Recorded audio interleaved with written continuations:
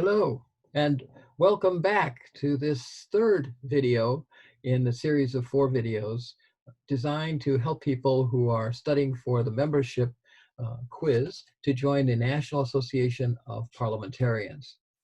So by now you should have already worked your way through the first 2 videos.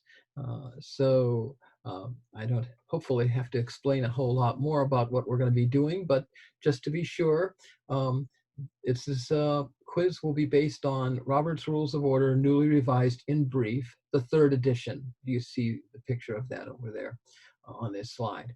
And on the left, you also will need to download the NAP membership study guide because there's a series of 100 practice questions, and the quiz to become a regular member of the National Association of Parliamentarians will be drawn from those 100 practice questions. You can download them at the URL that you see if you haven't already done so. But I'm hoping by now, since we're on the 3rd video, this is old hat and we're ready to move along. Okay. Of course, quick introduction. Again, my name is Dr. William J. Puett. I am a parliamentarian who is a professional registered parliamentarian and a certified parliamentarian. I live in Honolulu, Hawaii. If you need to contact the International Services Committee or myself, you can use that email at the bottom right of the screen at this point. All right. So course overview, the first 2 videos covered the subjects you see there listed in number 1 and number 2. So since the test is based on the first 11 chapters, not the whole book, but the first 11 chapters of the 3rd edition of RONRIB, or in brief, we will expect that you have already mastered and finished material in chapters 1 through 5, and today we will begin looking at chapters 6, 7, and 8 as we go through them together. If you have your book with you, then you should be on page 52 so that we can be together when we go through these things, these three different chapters.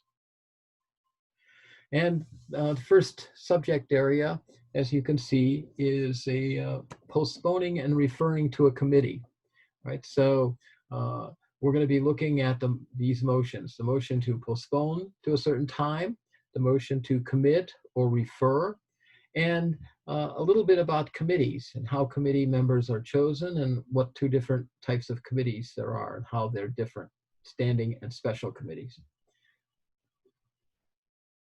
So to begin with, we'll look at this secondary motion to postpone definitely. Now, I say postpone definitely, that's just another name for postpone to a certain time. These are secondary motions, and by that, we mean that there can be a main motion pending. In fact, there will be a main motion pending when you make these motions. So they kind of stack up on top of a main motion, but they have to be decided one way or the other, adopted or lost, in order for you to go back to the main motion. So secondary motions are somewhat different in character for that reason. And they do not violate, when they do not violate the basic rule that you can only have one main motion pending or on the floor at the same time. So they are different in so many regards.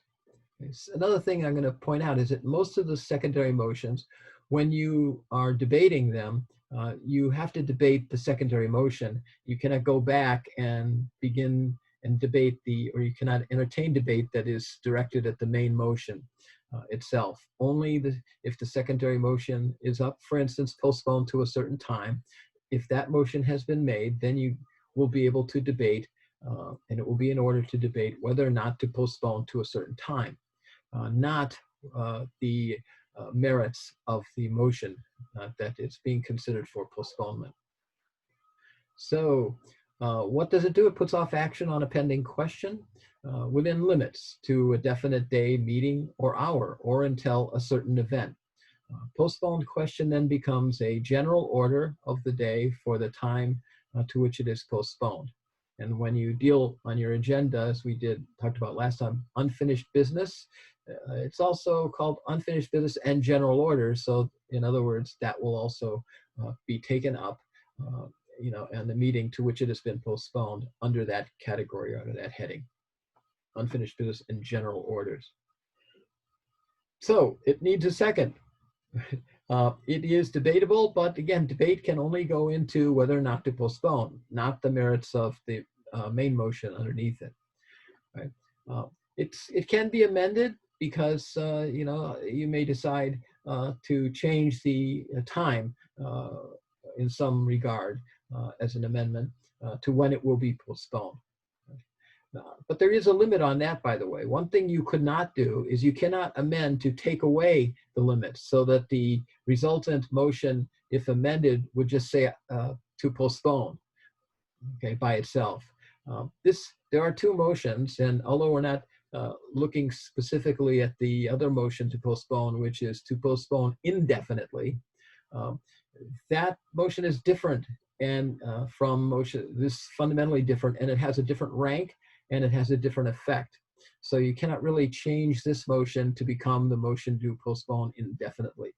If you want to learn more about the motion to postpone indefinitely, you may want to check out, even though it's not in the first 11 chapters, as I pointed out before, there is a series of question and answers that I think you find useful in after the first 11 chapters. So on pages 119 and 20, question 13, they'll explain something about how the motion to postpone indefinitely works, and how you can see how it would be different from this motion, right? When you make the motion to postpone, or when you hear somebody move to postpone, it's of course important to understand, are they making that motion to postpone indefinitely, or the motion to postpone definitely or to a certain time? So we're going to only be now talking about the latter motion there. And it's a majority vote to adopt a motion to postpone. And once it's been postponed, then no more discussion until the time of postponement arrives. After a motion to postpone to a certain time has been stated, it may itself be amended, for example, to change the time to which the main motion will be postponed. And this is very important. It is debatable, but debate must be limited to the motion to postpone. Debate is not allowed on whether the motion itself is good, or the main motion is good or bad. So stick with that. And if that starts to happen, then the chair should interfere or interrupt. And if not, someone could raise a point of order. The debate has to be germane. It has to be on the merits of the thing being considered, and what's being considered is postponement, not the merits of the main motion. Okay? And so debate may consider whether it is a good idea or a bad idea to postpone. But the details of the postponement and so forth, those can also be considered. But that's how that would work. Same thing with the amendment. So you see there on page 53 in brief, this is the little block example of how you would make that motion. I move to postpone the motion until 3 p.m. So the time is provided. Or I move to postpone the motion to the next meeting, okay, in which case it will come up right after unfinished business at the next meeting, but under that category of unfinished business and general orders. In the ordinary circumstance, a motion cannot be postponed beyond the next regular meeting. This is important to understand. So if you have a monthly meeting, it's your regular meeting, and you're now in your January meeting, so if somebody tries to postpone this to the March meeting, then that would not be in order. That's not your regular meeting, or to a year from now, or something way off in the future. That would not be in order, right? The farthest it can go is 3 months, and not beyond the next regular meeting scheduled. If you have regular meetings scheduled, like I say, monthly, you couldn't even postpone it 2 months. So page 54, if you're following along.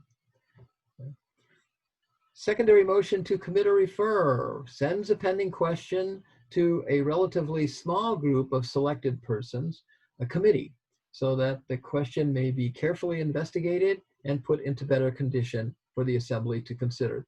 So we're covering these, or I'm sure the authors put these in brief because they're very common, like amend is probably the most common secondary motion, right? But these motions here, as we're looking at now, postponing to a certain time and committing or referring, sending it to a committee, are very, very common. There are some secondary motions, so they go on top of, as we said before, a main motion and relate to the main motion in some way. So obviously this is going to send the main motion along to a committee. It does require a second. It's debatable. And once again, the debate has to go into the wisdom of whether or not to commit or send this to a committee, not the merits of the main motion itself.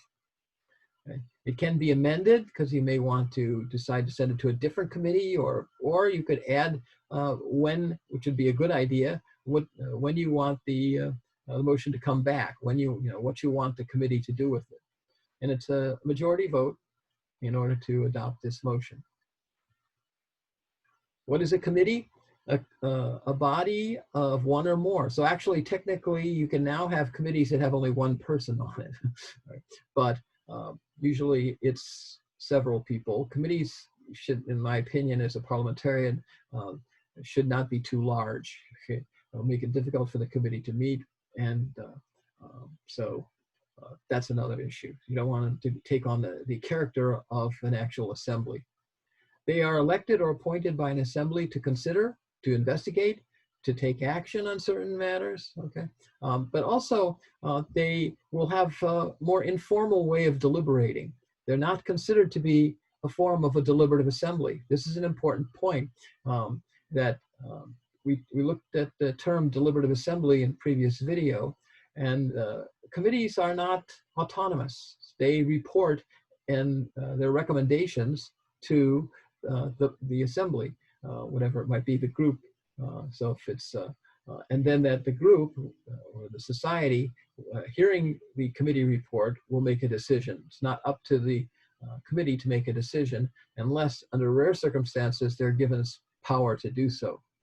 Okay, but as a result, they're not really considered a deliberative assembly. They're subordinate. And generally, an ordinary committee can be either, as we'll see, special or standing. As we say here, two types of committees described on pages 54 and 55 of the third edition of Ronrib. The standing committees have a continuing existence and function, and for that reason, they are often prescribed in the bylaws. They are normally their responsibility over a particular subject matter, which is also an important concept. If like a finance committee, obviously that's their jurisdiction. That's what they're expected to deal with, their particular responsibility. If a motion's content falls within the subject matter of a standing committee, it must be referred to that standing committee or sent to that standing committee, and you can't send it someplace else, right? So the special committees, on the other hand, which have sometimes are called select or ad hoc committees, are created for a particular task, and they go out of existence when the task is completed, and they make their final report with recommendations. Right? Pages 54 and 55 I'll show you these ideas. So the motion should identify, whatever motion it is, should identify the committee to which the motion is to be referred, and may include, in many cases, a good idea to include instructions to the committee, as in when it shall report.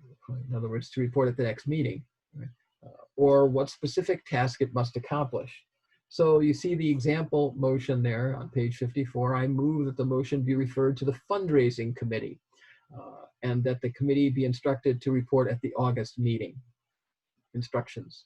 And then, so at the August meeting, you will expect a report. And when you set up your agenda for August, then that would be what you would expect. Okay. Referring to a committee is not bound by the same limits that we have with the postponement to a certain time. You could this could be the May meeting, when somebody, even though there's going to be a June and July meeting, but you may want them to give them more time than 1 month. So you could have the instruction be that the report will be expected at the August meeting. So again, because they're called special committees, I made a special background here. All right, they're appointed as the need arises, and they carry out a specific task. They automatically cease to exist when their final report is presented to the assembly. So even if they did somehow present their report earlier than August, but they said, this is our final report, we're done, then that committee would now no longer be in existence. They cannot be assigned a task that is the responsibility of another committee, or particularly another standing committee. So they go by the term special, and that's, Roberts just continuously uses that word, so that'll be the standard phrase. But if you create something called a select or ad hoc committee, all of these rules apply in the same way. Ad hoc is just a Latin phrase that popular in law of old, in the Middle Ages, to refer to this purpose or to this. So, which is what a special committee is all about. If a motion's content falls within the subject matter of a standing committee, it must be referred, as we said, to a committee, to that committee. Okay, so here you see again, I move that the motion be referred to the fundraising committee and that the committee be instructed to report. So, all right, that's where it's got to go. Creating a special committee to deal with the fundraiser would not be in order. If the bylaws don't provide how committee members are chosen, include language in the motion creating the committee. So a lot of times bylaws will indicate that something like the chair will select the members of all special and standing committees. So, okay, then the chair will have to do that. If the motion is adopted to send it to a committee, then, and if it's a standing committee, and again, probably in the bylaws, there's already a procedure for deciding who's going to be on a standing committee. If it's sent to a special committee, like this one is, of 7, the chairman to be Mr. Adams, then the motion can put all of these things together and give all of that instruction, unless the bylaws already say, for instance, that the special committee members are chosen by the chair or appointed by the chair, in which case you couldn't have those details because they would conflict with your bylaws. Now, one of the really great ideas about sending things to committees that a lot of people don't understand is that committees are really built for brainstorming.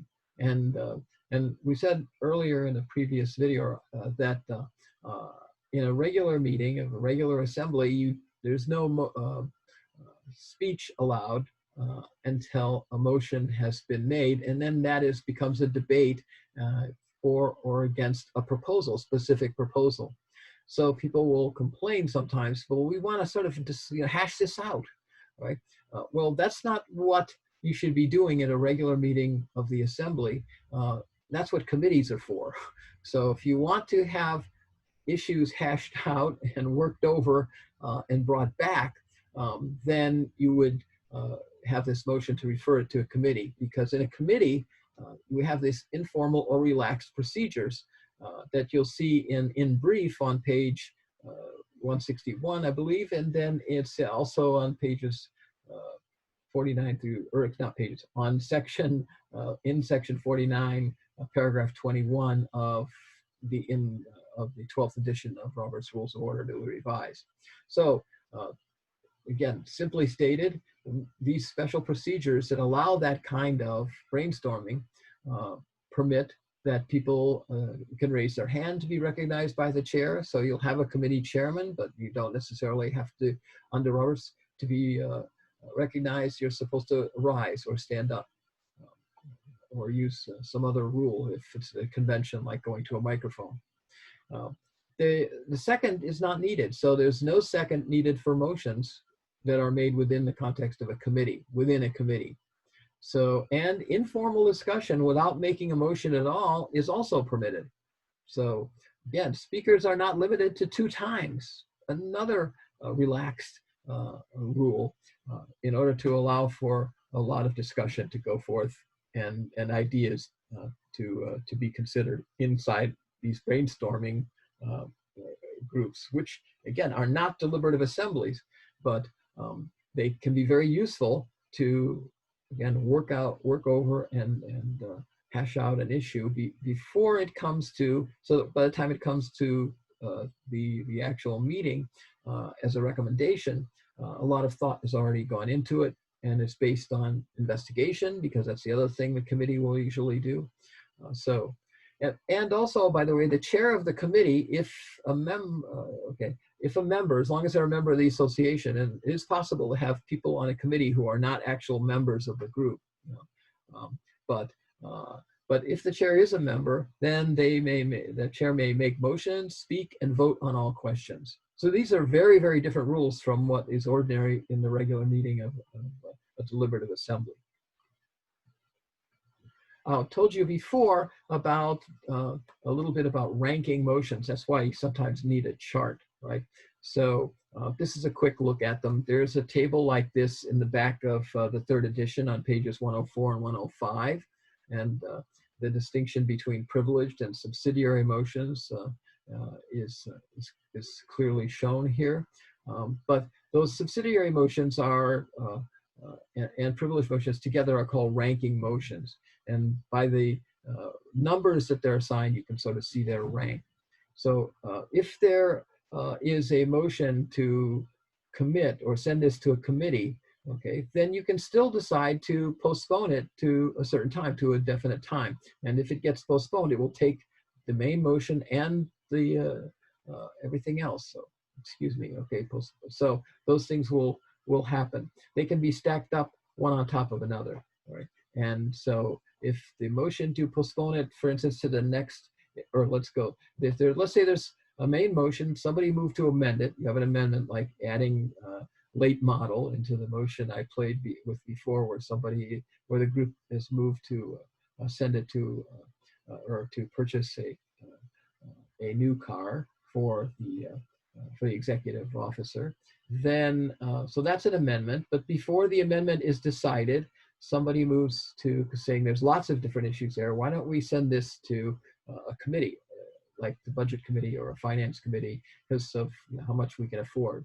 And so then you start talking about whether it's a wise idea to send it to a committee, even though the main motion and the amendment are still pending. Right? So, and even before you vote on whether or not to send it to a committee, someone may make the motion to postpone it to the next meeting. And if it gets postponed to the next meeting, when it comes back, it will bring with it those other 2 lower motions in this order, because they can be made in that order. If, however, right after the main motion is made, somebody moves to postpone this to the next meeting, right? And while you're discussing that, then somebody says, well, I want to amend the main motion. That would not be in order under this ranking system, because this, you have to resolve the question of whether it's going to be postponed by voting it up or down. And if it is postponed, then it's not, you can't amend it or do anything else with it. It will be totally up to what happens at the next meeting when it's brought back under general order. Right? So it gives you some idea of how those ranks work. And you'll notice those privileged motions, they kind of outrank everything else, because if the motion to adjourn, no matter what's happening, that's going to be in order, and like the motion to recess. So there you are. How can a group change its mind? So now we're into the chapter 7, which begins on page 57. Goes to 62. We're going to be looking at some special cases of how the group can change its mind. You see there, we'll be looking at how do you correct mistakes, how do you, what the motion to reconsider is all about, or Can you rescind and amend? Of course, yes, those are motions that are possible. And finally, there's a category called renewal of motions. So we're going to be looking at what all of those are. And please follow along pages 57 through 62. Once a motion has come up and been disposed of at a meeting, another motion that raises the same question can't be brought up at the same meeting in the normal way. Now, in the normal way gives us some wiggle room here, all right? So, but this is important, right? That you don't want to be constantly, remember the settled rule we went through in the last video? Well, that applies to amendments, but actually somewhat the same principle is involved here with this rule that once a motion has come up and been disposed of at a motion, or excuse me, at a meeting, then you know, to try moving it again, for instance, if you lost, or to is not going to be allowable in the normal way. So the requirements for changing a previous action are generally greater than those for taking the action in the first place. So, and here's where we actually have to point out that we're going to be sometimes talking about the word session as well as meeting, all right? And under Roberts, when you have a meeting that goes over a series of days, and that can happen like at a convention, it's really a single agenda, and it could be a 3-day convention. Each day is a separate meeting, but together the 3 days form a session. And I also went through last time the motion to fix the time to which to adjourn, right? And if that ever gets adopted, as the example we used in the previous video, such as a motion where you have to do your elections in January and you don't have quorum, right? So you create a meeting by the motion fix the time to which to adjourn, usually saying something to like, I move that when this meeting adjourn, it adjourns to meet on next Tuesday. So, and then if that motion is adopted, then the date of the original meeting in January and the next Tuesday meeting, which may be now in another month, are really a single session. Okay, though there were 2 meetings, and they are covered by a single agenda. So the rule here applies to session, and you'll see how we need to do this and consider whether or not it's a simple meeting with just a 1-day issue, or whether it is a part of the session. Okay. So this motion to reconsider is, as Roberts tells us, uniquely American motion. So it enables a majority, not the 2/3, but a majority in an assembly within a limited time and without notice to bring back for further consideration a motion which has already been voted on. And so it's kind of unusual in that regard, certainly not part of the original Parliament. So it was developed in the United States. So first of all, yes, the motion requires a second. It is debatable if the original motion was debatable, but it's not amendable, all right? Because the concept here is you're going to undo the last vote, whatever it was, and you go back into the motion as it was before that last vote. That's by reconsidering, and you don't really reconsider the motion, you're reconsidering that last vote. So we'll see what the proper language makes that clear, right? But it's only a majority that's necessary. And yet, again, it's restricted by time as well as by who can make the motion. Because we don't want to violate the principle where you'd have something that was supposedly settled and the people who didn't like the outcome could just keep bringing it, reconsidering it, reconsidering it, reconsidering it. That, there's a protection against that, okay? And the protection is that it can be made only by a member who voted with the prevailing, or as in brief says, winning side, right?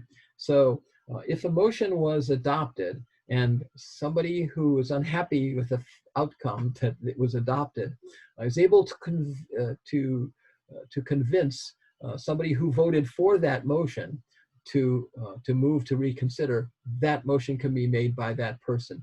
But if the person who is not happy with the outcome, but who did not vote with the winning side or the prevailing side, they are not able to make the motion to reconsider. So, and the idea there is, otherwise you just be rerunning the vote over and over and over again. And that's definitely not the idea. The idea is some information came up, maybe at the recess or somehow, and somebody regrets their vote. So it's a regretter who is going to be making this motion only. It can be made only on the same day that the vote to be reconsidered was taken. And then the exception to that is if there is a session, like it's a convention of 2 days or 3 days, it could also be made on the next day of the session if it's a session of more than 1 day. But that doesn't mean anytime during the session. If it's a 3-day convention and a vote was taken on a motion that was very controversial on the first day, then it could be moved or it could be reconsidered on the second day, but not the third, right? Because it has to be within that limit of 1 day. That is to say that if the motion was adopted, the motion to reconsider can be made only by a member who voted in favor of the motion, right? Or if the motion was defeated, then only by a member who voted against it. That's what we mean by prevailing. So you see there the form of the motion. I move to reconsider the vote on the motion that we adopted to purchase a new car for the executive director. Right? I voted for that motion. So if it was then it would be okay because that person voted for it and it was adopted. So only a person like that is able to move to reconsider the vote on that motion. If it was defeated, the opposite would be the case, right? In other words, if the assembly basically said, no, we're not going to get a car. So, but it's been decided, so you can't really bring it back and start all over again, except by this vehicle, a motion to reconsider.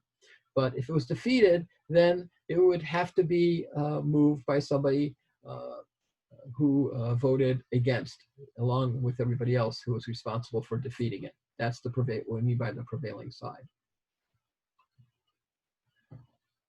So the bring back motion again to reconsider is a secondary motion in some regards. This is a motion to reconsider the vote on a previously decided question. If adopted, the vote so reconsidered is undone, and the motion it affected will be back as it was before the vote was taken. So if adopted again, the ayes have it, and the motion or the vote on the motion to buy the executive director a new car is reconsidered. The question is now on the motion that this assembly will buy a new car for the executive director. So basically, you've undone whatever the last vote is when you move to reconsider. That's why it's properly worded as I move to reconsider the vote on the previously decided question. Right. Now, again, we have these other bring back motions. And when I say they're secondary, they are and they aren't. They really can be also thought of as main motions, but they have special terms for these. So we'll see, such as incidental main motions. But without getting into that issue of their category, let's just look at when you can do it and when you can't do it, right? So you can't make the motion to reconsider if it's the next meeting, right? So if the motion was made in January to purchase a car and it was adopted, then now in February or March, somebody decides, wait a minute, that was a bad idea. It's too late to reconsider. So it has to be done the same day, or at least if it's a multiple day session on the next day. So, instead of that, there is available the motion to rescind or amend a previously adopted motion. So let's say, again, we're in February or March, and they haven't actually, and this would be important, they haven't actually bought the car yet. There's been delays for whatever reason. So if the action hasn't been completed, it would be possible to move to rescind, right, that motion, or even amend it significantly. It's changing new car to something else, right? So Okay, it does require a second. It is debatable, all right, and and it's also amendable. So, you know, in many respects. So the vote would be, though, different. The vote is no longer simple majority. It is either a 2/3 of the people who were present and voting, if you have quorum. Okay, uh, or another possibility is, and by the way, it's, you know, if you give notice. So if you decide as sometime after the January meeting, but before the call of the February meeting goes out, that you want to move to rescind or amend, and you then notify the secretary that you plan to move to rescind or amend, and it should go out as a notice with the call of the meeting. At that point, because notice was given, it does require, again, only a majority. Right? So, and then the final option, and I think I mentioned this in a previous video, is in some cases you will have virtually all of the members present. You have a high percentage of your members who attend meetings. In that case, you might be able to more easily than 2/3 get a majority of the entire membership, right? A majority of the entire membership, you know, would mean, if, let's say, you have a body that has 80 people in it, right? So, and if you have 80 people in the body, but not all of them come to the meeting, let's say, however, 75 people come to the meeting, then you only need a majority of 80, which would be, 41, right? To be able to do that. Whereas what is 2/3 of 75? Probably be a higher quotient. So either one of those three things can come into play. If you want to bring it down to a regular majority, then notice would need to be given that that was the plan, and it would have to be given in the call to the meeting, so that people who feel, oh no, I don't want us reconsidering that, or I don't want us to, you know, we should go ahead and get that, they should know that that's what's going to come up, and they can then be there to attend the vote. So I move to rescind the motion relating to the purchasing the car for the executive director that was adopted at the whatever meeting. So by announced previous notice, let's talk about that a little bit. By announcing an intent to make such a motion at the meeting immediately preceding, so you could also, in addition to having this notice sent out with the call of the meeting, if before the meeting adjourns in which that motion took place or whatever, you could then give the announcement at the previous meeting, right? So that's another possibility. And of course, at that point, if it was the same meeting it was adopted, it might be easier to work it as reconsidering. But you may not be able to find anybody to switch their their vote, so you might not be able to get the requirement to reconsider. So, and this could even be a much later action. So let's say you want to reconsider, the motion was adopted in January, and you want to see this rescinded, but you know you don't have the votes at the February meeting. So at the February meeting, you could then give notice that at the March meeting, you will move to reconsider. And that would be, or not reconsider, you would move to rescind. And that would be, that notice again should go, be recorded by the secretary, should go in the minutes. And it should be then something that the previous notice requirement has been satisfied, so that when it comes up in March, it would only require a majority vote. By having the secretary include notice of that intent in the call of the meeting, or at which the motion is to be made, this is the written notice of the time and place of the meeting, which is sent to all members when you're talking about that. Right? And again, if you don't really have something like that, then you may have a problem, but getting your notice out. But the secretary is obligated to do that whether or not the secretary agrees with the intent to rescind. And we should say, I've been talking about rescind generally, but it could also be to amend, and the same rules would apply here if your plan was not to, for instance, completely rescind the motion to buy the executive director, a car, but just not a new car. So in order to do that, it would require amending, and you can't amend a motion that after you've lost the ability to reconsider, except by this motion as well. So it applies both to rescinding or to amending or substantially changing the motion that was adopted. Okay, making a motion again after it has been defeated is called renewal of the motion. So renewal of motions is limited by the basic principle that an assembly cannot be asked to decide the same or substantially the same question twice during one session, except through a motion to reconsider a vote or a motion to rescind or amend a previously adopted motion. So those are the two ways that this could be done. You can't just try to undo it by any other means, right? And you can't, when you've lost a motion, try to make it again at the same meeting, right? But you could, if it's a defeated motion, well, I think I have that, you could bring it to the next meeting.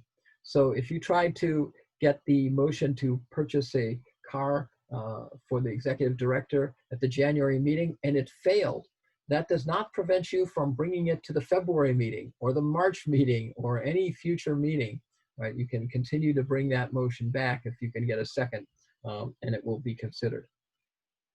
Right?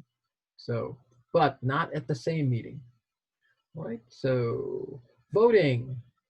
Well, we're going to look at these issues here of voting start on page 65 of your in brief, and you'll see there what are the basic categories. We're going to be looking at what is the quantum of vote, or what is the number of the vote that's required.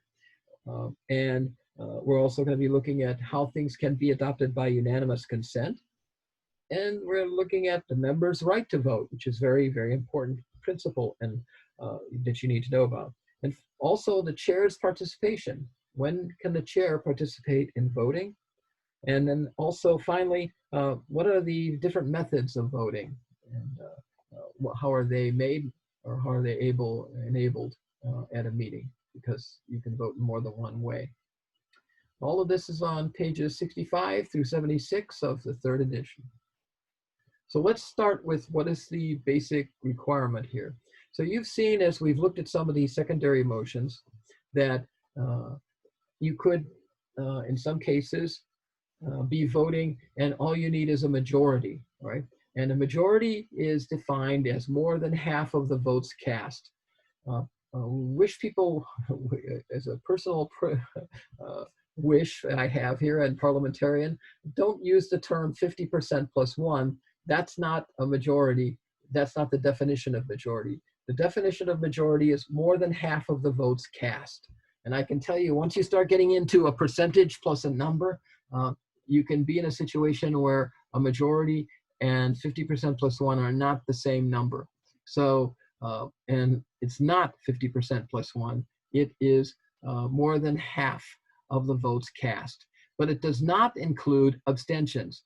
This is another basic rule of Roberts, is that an abstention is a non-vote. If somebody decided not to vote. And if they decided not to vote, they've abstained by deciding not to vote, then it's not a vote cast.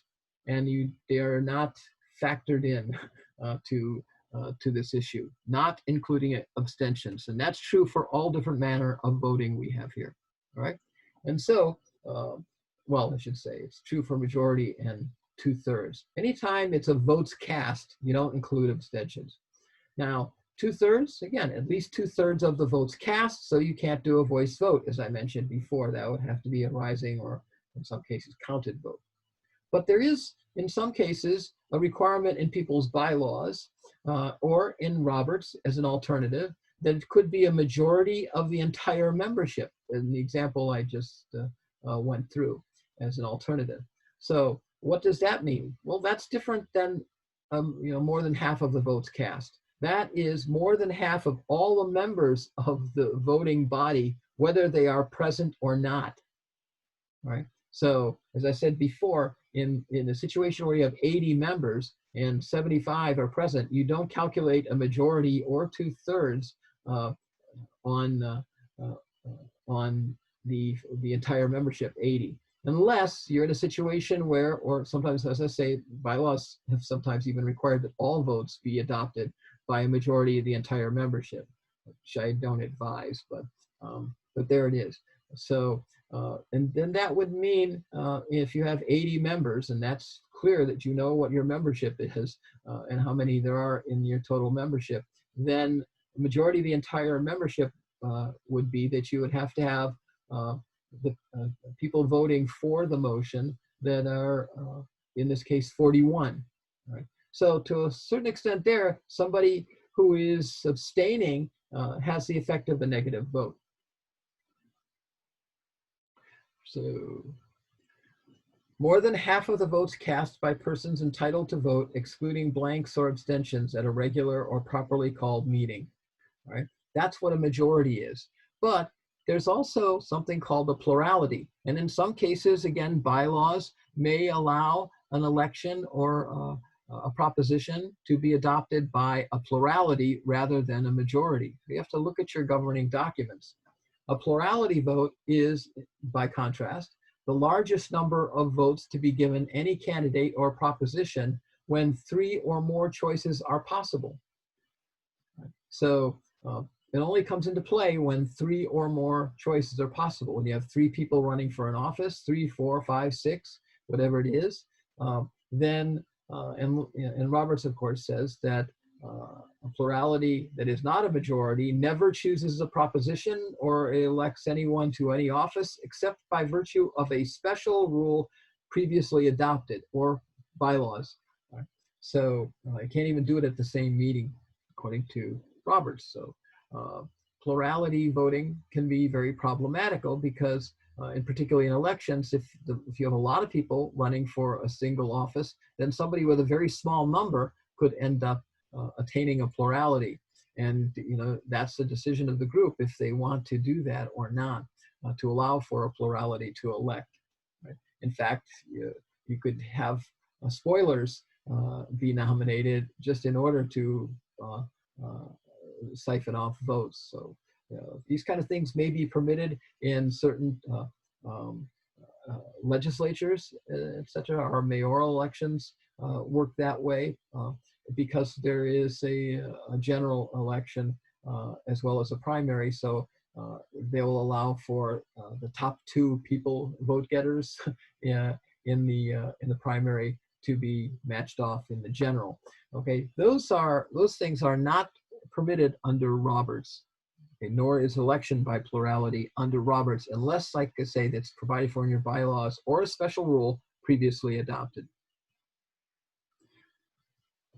Unless the bylaws provide otherwise, in an election in which no candidate receives a majority of the votes cast, because let's say you have 3 or 4 people running and nobody gets the actual majority of the votes cast, Roberts says that the vote must be repeated until one does get a majority. No candidate is dropped off in the revotes unless that candidate wishes to withdraw. So that's what's provided as the basic rule under the parliamentary authority when they're using Roberts rules as their adopted parliamentary authority. Motions requiring a 2/3 vote, right? So are such motions as limit or extend limits of debate. We went through these earlier in the previous videos, but you must remember some of these things. To change the debate limits requires a 2/3 vote. Or to close debate, in other words, the motion for the previous question, is all of these are changes in the rules that have already been in place or that are already in place, and therefore it's a 2/3 vote. So to suspend the rules, and we'll talk about that maybe in a bit, or to rescind or amend something previously adopted. These 4 motions are motions in which it's a 2/3 vote, right? Unless, again, in the case of rescind or amend something previously adopted, notice was given, or it could be done by a majority of the entire membership.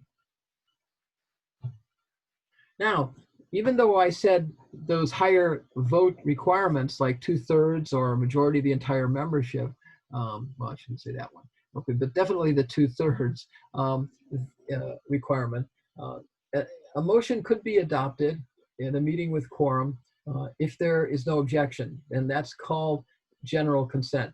That meets the requirement of 2/3 of votes cast.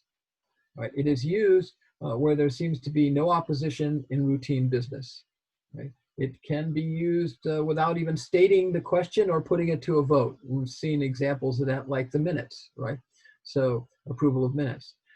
Can also be used without the formality of a motion at all, by just beginning by saying, if there is no objection, we'll do this, right? And you have to pause for objections, because once somebody objects to this, and anybody has the right to do that, then you don't have unanimous consent under Roberts, and you'd have to go back to the plan B, which is to conduct a regular vote, right? But as I say, there are a lot of times when there's no opposition. It's a routine business, so it does facilitate and speed up the meeting if you don't go through the much longer process of the voting on such a question. So that's appropriate then to use it for that kind of a basically consensus motion or a routine business. The key words here: if there is no objection. Any member whose right to vote has been suspended as a result of a formal disciplinary process any member whose right to vote has not been suspended as the result of a formal disciplinary process has the right to vote, even if his or her dues have not been paid. This is an important issue. So it's a basic right of membership, and the only way that can be taken away is by a formal disciplinary process. And there's an entire chapter or two in Robert's Rules, 12th edition, about how that could be accomplished and how a disciplinary process would work. But otherwise, merely pointing out that they hadn't paid their dues, unless, of course, your bylaws say something to that effect, that somebody who has not paid their dues, will not be able to vote, or is no longer a member, or whatever, or is expelled automatically. When you get things like that, okay, your bylaws are going to supersede the basic rule here in Roberts, right? But otherwise, we follow this rule, okay? Unless your right to vote has been suspended in a disciplinary process, you have the right to vote. However, and people often talk about conflict of interest, and is there, can somebody vote if they have a conflict of interest? Well, Roberts uses the word should, or should not, I should say. So you should not vote on a question in which you have a direct personal or pecuniary monetary interest not in common with the other members, all right? So, but that should, however, is not enforceable. You cannot compel someone to abstain because of such a conflict. However, there's another important thing to consider about the right to vote, and that is, does the chair have a right to vote? And so under Roberts, we have this issue of the chair's impartiality. Okay, and to establish the chair's impartiality, the chair does not vote or participate in debate unless he or she gives up the chair until the issue is disposed of, right? And that's why, it's important generally to have a chair occupy a position so that it's real clear that the chair is where they're supposed to be, like you see there in the illustration, a podium or whatever, and possessing the gavel as a sign of their office, so that they can then step down from that place, move aside, give the gavel to their vice chair in order to, then that person will then not be able to debate. So the chair only votes in such a circumstance when either by, in any event, the chair only votes either when by ballot or when the vote will change the result. So those are the two basic issues about the chair voting. Anybody can vote, including a chair, if it's a ballot where using little blank pieces of paper or whatever, and putting them in a box. There's no way to know how the chair is voting. The purpose here is to make sure that the chair is impartiality is maintained. So that's the thing. On the other hand, if it's a tie vote and it's a counted vote and it's a tie vote, the chair can actually, at that point, at the end, vote and if it will change the result. Only when and if it will change the result. Okay. And what do we mean by that? Well, okay, the chair can vote either to break or to cause a tie, because a tie means that the motion is lost, that the motion fails, right? So if the chair sees a counted vote and the chair is for the proposition, but it gets to be a tie, 30 to 30, then the chair can, in announcing the result of the vote, there are 30 people vote in the affirmative, and there are 30 people in opposition. The chair votes in the affirmative, making it 31 in the affirmative and 30 opposed, and therefore the proposition is adopted. So, but they can only declare that at the end, and you still have to let people know what the result of the vote was. It'd be a counted vote if you're talking about a tie. Okay. When a 2/3 vote is required, he can vote either to cause or to block the attainment of the necessary 2/3. So again, the other way the chair could vote is if there was a one-person majority, as it were, in a vote to defeat a motion, or to adopt. I'm sorry, to adopt a motion. There's already a majority, but it's only a one person. So the chair could then, at the very end, say the chair votes in opposition, and therefore it creates a tie, and then the proposition is lost. So the same thing would apply in rendering the vote, or announcing the vote of the 2/3, to either cause or block the attainment of the necessary 2/3. If a motion requires a majority of vote, that's what I said, it fails when there is a tie vote. So if it requires a 2/3 vote, you have to have 2/3 of the votes cast, and it fails if it doesn't get that, even though it may get a majority or close to that. It's not good enough.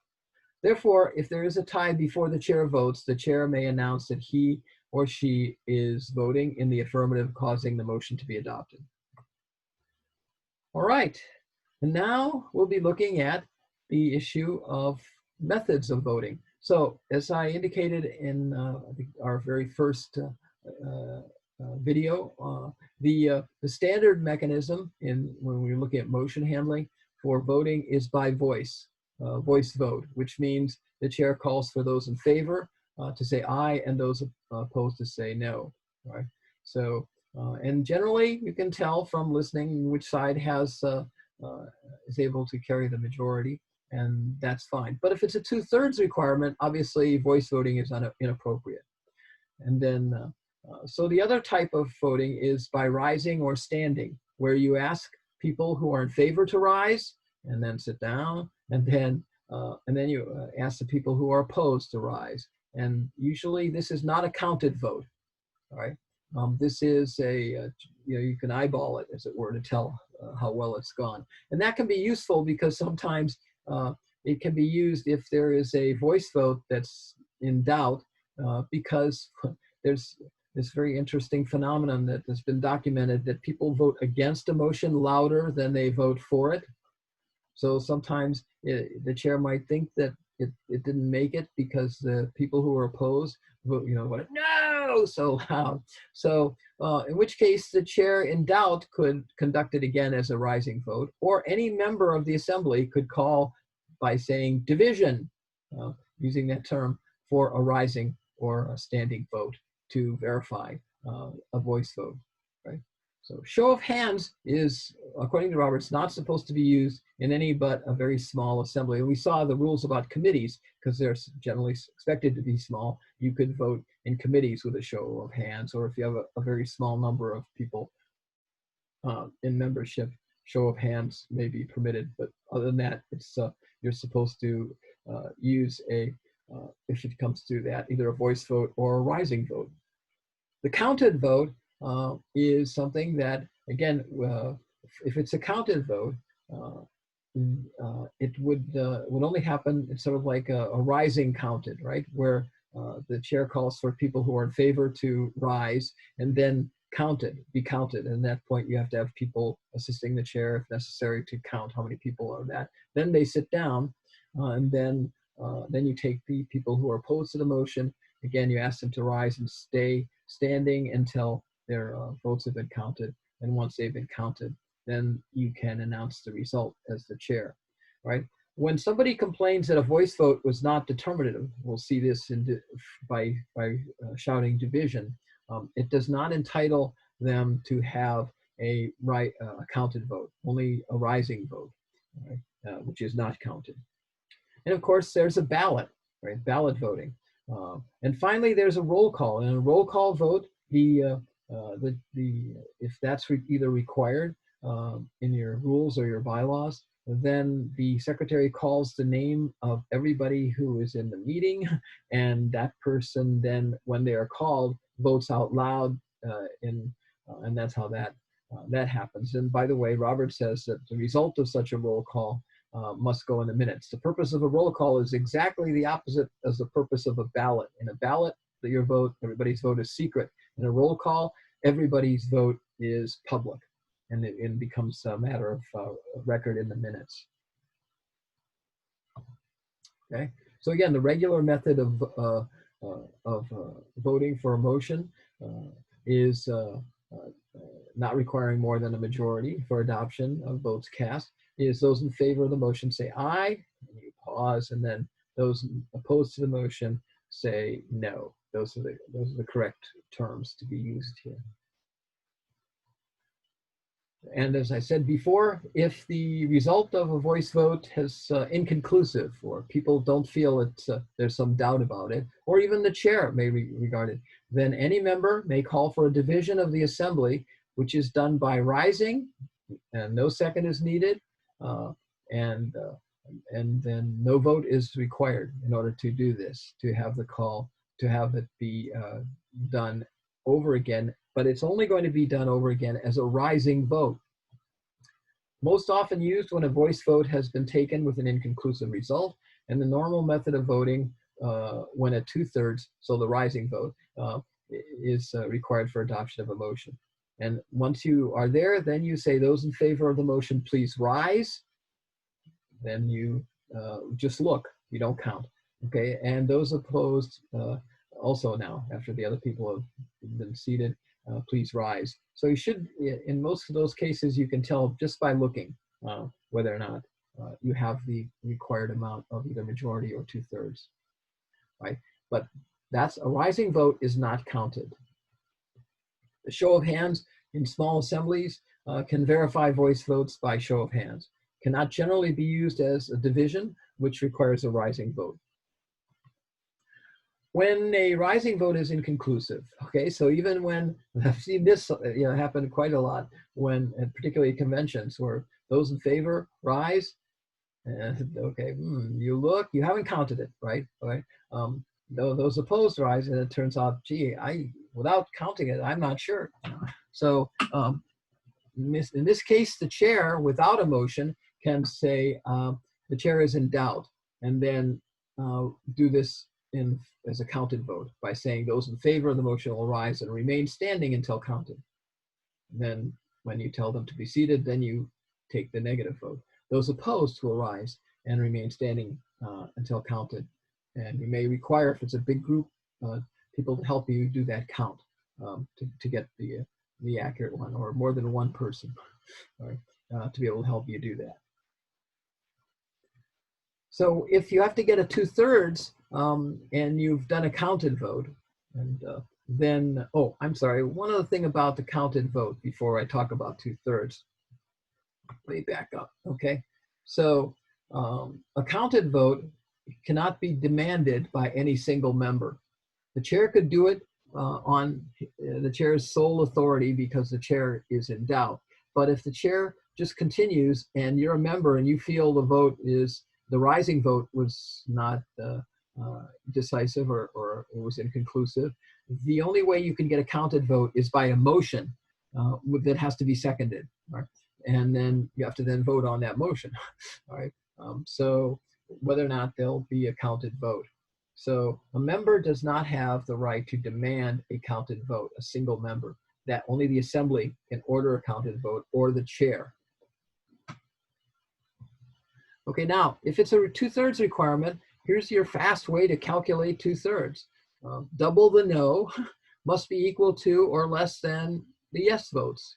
So if the total votes cast was 74, right, and 49 voted, right, yes, and 25 voted no, then what do? You double, double the no vote, right? And it has to be less than or equal to the yes. So the motion has failed because doubling 25 gives you 50, and that's not less than 49. So therefore, the motion has failed. Right. So that's how that would be done. It's just a lot faster way instead of trying to bring a table or something for all these things. And remember, we don't do percentages, so you don't sit there and 25.6 or something. It's either like a majority is more than half, or a 2/3 is calculated in whole numbers, always.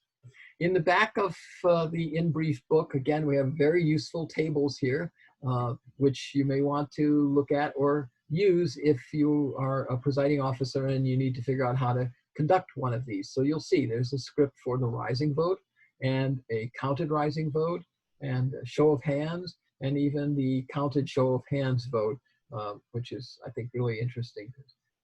Roberts doesn't encourage those, but they've got a script in there for them anyway. In the In Brief book in the back. All right, ballot voting. Ballot voting is used when secrecy of the members' votes is desired. It can be ordered by a majority vote. Right. So if it's in the bylaws, however, you cannot suspend it. So even if this often happens where the bylaws say that your elections will be conducted by ballot or secret ballot, at that point, even if there's only one nominee, you cannot suspend that requirement. You have to go through and do the whole ballot route because the bylaws cannot be suspended. If you want this to not be the case, then you could add language into your bylaws that would say, unless, okay, there is only one nominee. So, and at that point, then you would not have to go through the whole thing, right? A ballot vote cannot make you cannot make unanimous a ballot vote that was not actually unanimous. All right. So I've been to a couple of particularly, well, I'll say political organizations, and they have a vote. And when they get to the final thing, they'll say, I move that we make this vote unanimous for the record. And that's actually not allowable under Roberts. The minutes must contain the actual count. And there we go. It's not a proper motion. Now, if you have a ballot vote or a counted vote of any sort, it may be a good idea to have tellers help the chair with the counting. So if it appears when those in the affirmative rise that the vote will be close enough to require a count, the chair should count the vote or direct the secretary to do so. And in large assemblies, appoint a convenient number of tellers, preferably an even number equally divided between the members known to be in favor of the motion or the candidate and those in favor of another candidate or opposed to the motion. Tellers are appointed to distribute, collect, and count the ballots. Right. They may vote themselves, as may the chair in a ballot vote. They have the responsibility of ensuring that no member votes more than once, and they report their final count to the chair. But, and this is very important, okay, they do not declare who has won. The result in that is announced by the chair, not by the tellers or the tellers committee chairman. So, but rather the president or chair of the meeting. So the report goes in, by the way, the report in its entirety goes in the minutes. So this is a sample teller's report. It's good that in brief, there you have this little diagram of what a teller's report is supposed to look like.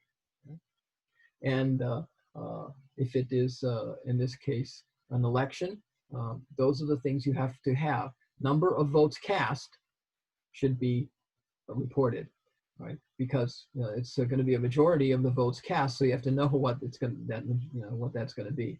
And then to make it real clear, you will say, therefore, necessary for election will be 49, right? That's 49. Any less than that, and it would not be a majority. And then you go into how much each candidate received. Mr. Epstein received 51, Mrs. Wilson received 28, Mr. Rodriguez 18. Right? And so at that point, when the chair will call on the teller to read the teller's report, and the teller reads that information, but only that information. The teller does not declare, therefore, haha, Mr. Epstein wins, yay. No, okay, that's not something that the teller is supposed to do, and it's not supposed to be reflected in the teller's report. Just what you see there, the number of votes cast, and this number necessary for election, and how much each candidate received. So he reads it when he's called upon by the chair to do so, and then the chair is supposed to reread it. So it should be on a piece of paper so you can reread it, and give it to the secretary so it goes in the minutes. And then after rereading it, the chair of the group, not of the committee or the tellers, then declares who the winner is. Mr. Epstein is elected. Okay? So, and the same basic thing works if you are doing a ballot vote on a proposition or a motion. Number of votes cast, necessary for adoption, being a majority, and then how many people voted for the motion, how many people voted against the motion. All right, so there it is. The teller does not say, therefore, the motion is adopted. No, all right. The teller reads the information that you see there in the teller's report, hands it to the chair reads it again and declares that the motion is adopted. So that concludes our third video now in our series of 4. So I point out to you again that in the study guide, as we've noted here on the slide, this is going to involve the practice questions 39 through 74 on pages 13 through 17 of the unnumbered pages in PDF, but if you count them yourself, that's where they approximately are. But it's easy because it's practice questions 39 through 74. So this is a good time to go through that, see if you can get the correct answers. And if you don't, then go back and look at your in brief to see what you might have missed, or review this video as may be necessary.